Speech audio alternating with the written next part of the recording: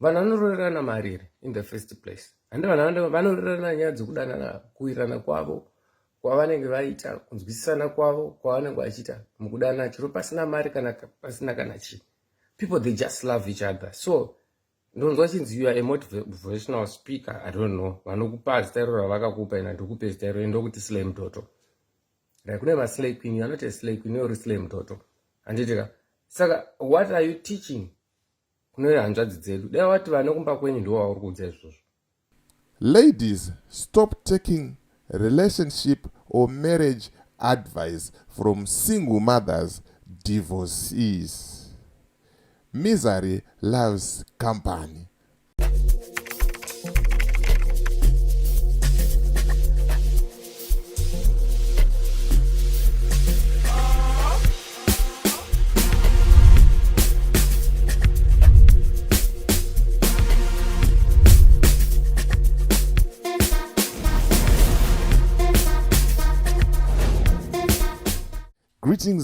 Greetings, and more greetings to you good people. My name is DJ Holly and welcome to 2.5 Creative Studios. Chitubu che content, chitubu chisingapwe, chitubu chinonwa nemunhu wese, chitubu chakavhenekwa chikaongororwa nana mazvikokota kunzi aiwaka. Chitubu ichi chine content iri healthy, content iri clean, content yakachena, yakakodzera kunge ichikonsumwa nemunhu akaita kunge iwewe. So if it's your first time here, please hit the subscribe button and the notification bell so that you don't miss out on any exciting content uploaded. Kana wangu wagara uri mugaro wepanapa dango kutenda nekuti aseni nekurumidza kubhadhara rent. Right, tamboti timbokula down panyaya dzepolitics nenyaya dzekuti tiri kunetseka muZimbabwe chichichi, timbotambirawo nedzimwe nyaya, timbofambirawo dzimwe nyaya dzakasiyana siyana. Handitika nyaya ndakubatira izvinozvi nyaya iri kutrenda zvamanje manje yemusikana Tariro Gezi yakabva nezuro ichitrenda nanhasi iri kutrenda, ende ndine mashoko ataurwa nevanhu vakasiyana siyana, ende ndine video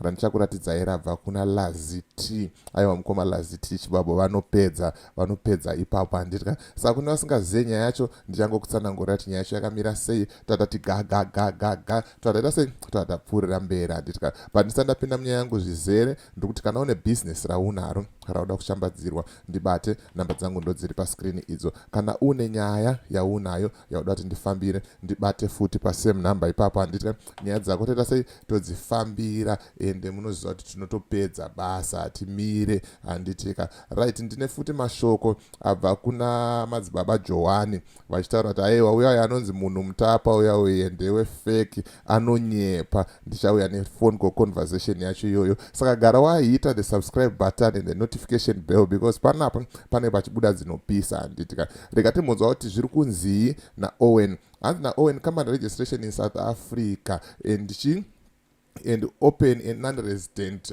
business bank account. Zvanyore zvinhu izvi, unongoregister company yako womba wavhurirwa FNB bank account, watone bank account, zvinhu zvako zvatoita sei, zvarongeka. Handitika saka bata Owen panamba idzo dziri paskrini idzo. Musakanganwe kutaura kuti mabva nekuna DJ Holly nekuti anobva akutema ene madiscount mamwe astori bo zvekutodaro zvekuti amega munoita sei munonakirwa. Handitika right, tikatipinde munyaya yangu ichiri kupisa. Pazimba pane drama baba, pane drama zvekutodaro. Saka post yavhundutsa vanhu yakatanga zvinhu zvese ndeiyo iri apo iyo. Itaiwo muchiverenga mega, vamwe vacho munenge muchizoti DJ Holly unoverenga zvisirizo, but verengaiwo mega zviripo. Hanzi to all my girls, stay away from marriage if you don't have money. Kune vasikana shamwari dzangu vanonditeera, garai kure nekuroorwa kana usina mari. You will cry, make yourself a rich auntie and make the rules in your own life. Hanzi tanga waita mari yako. Hanzi unochema, ukapinda marriage usina mari unochema. Handizozivo zvangu, sisolinda vari kugara vachichema each and every day but beg vanaro. Handizozivo hangu ipapo kuti vadawedza kutaura kuti chii. Zvikanzi tanga wagadzira mari, ukagadzira mari uchizoroorwa, waroorwa zvako zvinhu zvako zvoita sei, zvoendeka. Handitika ma1 ndo mashoko avhundutsa vanhu, ndo mashoko aita sei, aita kuti vanhu vagumbuke. vagumbuke zvisingaite amba apindurwa averengaiwo zvenyu kumwe kwasara ndikutraya kumhanyidzana nenguva amba apindurwa nechikomana munoziva kuti mukomana haamire mukomana ipapo anobva apindura zvikanzi alpha. Ladies, stop taking relationship or marriage advice from single mothers, divorcees. Misery loves company. Ndishadaya vapedza zvake alpha mbanyarara ambanyarara mbachisiya zvakaita sei zvakadaro zvikanzi Jeki Ngarande aiwaka. Marriage is not a business fueled by money. It's a union fueled by love, loyalty, trust, respect, prayers, and commitment. Vanhu vacho vari kutoda ende vanhu vacho vari kutoda zvekutodaro ndo macomments abuda aya. Then pazongoitawo mumwe wana azongovhurika akati but kweiwewo seuchidaro mira ndikande muone post yacho zvikanzi kweiwewo seuchidaro Tariro Gezi, you are a home breaker.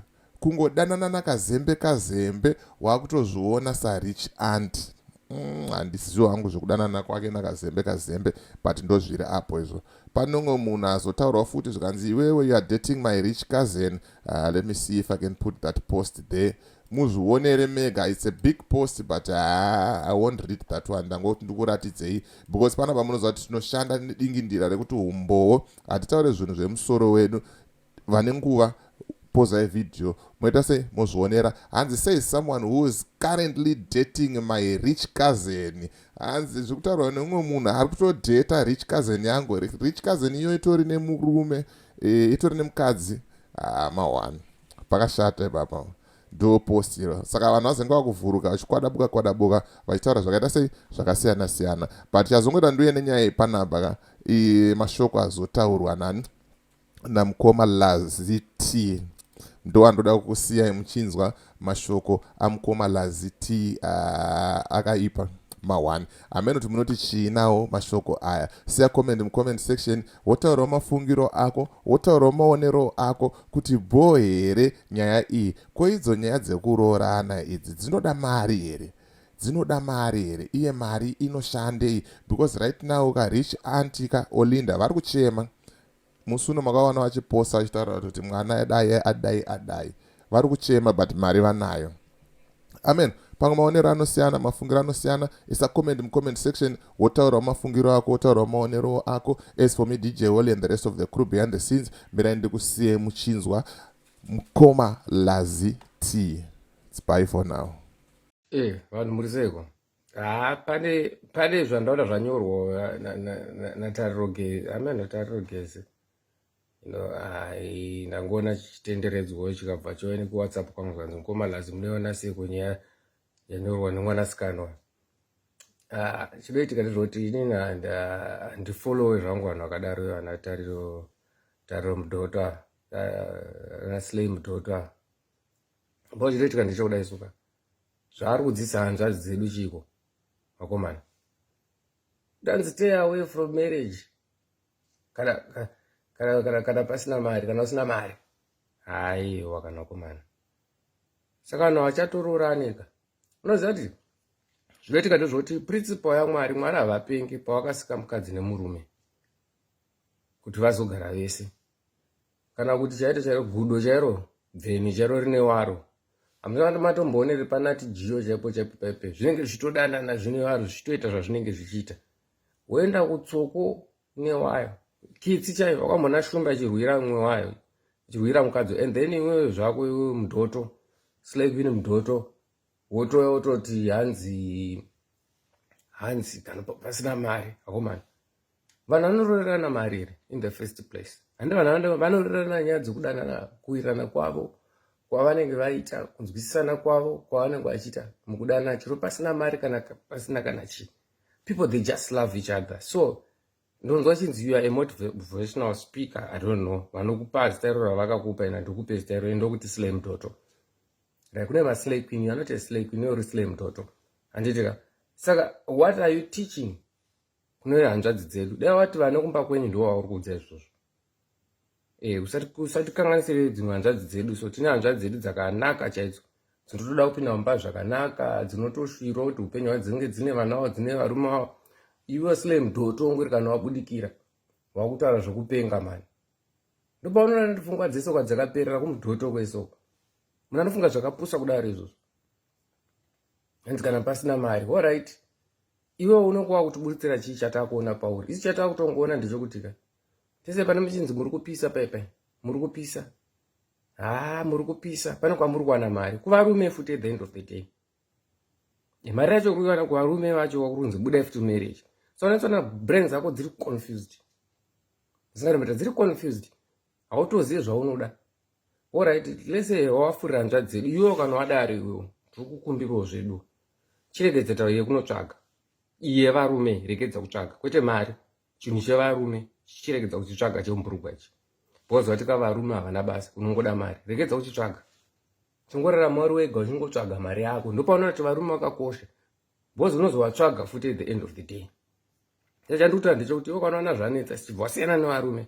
Ungotsvaga mari yako, woregedza kana unozvitengera zvimatoys amene zvaunotenga ikoko. Ubva watosiyana nesu varume. Ndozvauri kufurira hanzvadzi dzedu zvakashata stere. Unoona kuti motivational speaker achitaura zvaka matodho akadaro ya slim toto yemunhu. Wakamboona love ichinzi inogadzirwa kana kuti nemari kana kuti marriage inogadzirwa nenyaya yemari. Kufurira unotofurira kuti rambwe mudzimba umu pamwe tisisina mari. Vakadzi vanopera kutiza vachiona zvamunenge muchitaura pasocial media. Vantu tosara tisisina madzimai avarume so. Ende unotoona vakadzi sekuZimbabwe vanenge vachitotera zvakadaro vachiti well done, go girl, go girl, go girl, you are boxed up. Handisi kuti ndiri perfect, kaina handisi perfect, ndine maerrors angu wena. Handiti go girl, well done Tari. Oh, atingara mama wake chakadai so. Nemari yabva kupi? Mari yekuhura. Mari masiyesile mudhoto. Mwezona ndopfungwa hapana, dzakaperera kweseko kumashure kweseko. Ndokakaperera pfungwa dzeseko. Sada kuti gumbura mana masikati machena kudai so mana Tariro mudhoto. Sile mudhoto wemunhu. Nyarara. Kana uchingotsvagira mari yako, uchingotsvaga uchiita zvaunoshandisa kana zviri zvemudhoto zvaunoshandisa. Handisi kuti unoshandisa mudhoto. Pamwe kana zviri zvaunoshandisa, uchingotsvaga wakanyarara chiregedza kutiudzira hanzvadzi dzedu isusu. Kuti hanzi marriage haibuildwe nezvo. Titori navo vana tete vedu chaiko kuti vato kuma 39, vana sisi vedu, vamwe vato kuma 43, havana varume ka. But vakutotora kutotsvagawo izvozvo. Pamwe vatowana atori ne 43 akatoroorwa. But wobva watomudza mashoko akadaro kuti marriage haina basa. Pamwe zvake zvinhu zvaada kutoita watovhiringidza hanzvadzi dzedu. Ise takatomirira mari. Kuti maybe pamwe hanzvadzi dzedu akutoroorwa izvozvo 43 or 80 munhu anokoroorwa makore haana basa anokoroorwa. Takutoti akuto izvo atoona zvawataura kuti hazvina kana nebasa kuti vhiringira hanzvadzi dzedu. Mudhoto wemunhu, slay mudhoto wemunhu, usati kugumbure maningi.